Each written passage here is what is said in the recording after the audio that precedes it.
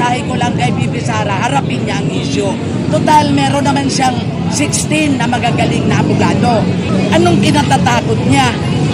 Ituloy nila ang trial. Bakit takot na takot sila sa trial? Issue po ng impeachment, no, sa pagbasura ng Korte Suprema dito sa impeachment laban kay Vice President Sara Duterte.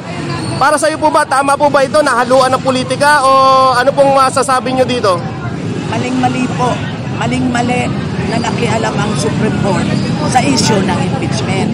Maliwanag ang probisyon ng Constitution na ang merong mandato na pagtalakay ng impeachment complaint ay ang Congress at ang maglilitis at maghuhusga ay ang Senado. Maliwanag po yan. Dapat magkaroon ng delikadesa ang Supreme Court dahil co-equal ang kanilang powers. Hindi sila dapat nakialam. Sa tingin ko, at the back of their mind, alam nilang ang constitutional ang ginawa nila. Bakit?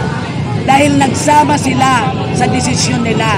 Sinama nila na hindi pwedeng gawin na grounds for impeachment sa collegial body ang kanilang mga desisyon.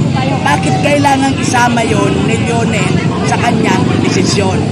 Kasi na-anticipate niya na unconstitutional ang kanilang ginawa.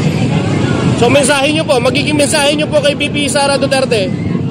Ang mensahe ko lang kay Bibi Sara, harapin niya ang issue. Total, meron naman siyang 16 na magagaling na abogado. Pangalawa, napakarami niyang supporters na mga senador. Anong kinatatakot niya? Ituloy nila ang trial. Bakit takot na takot sila sa trial?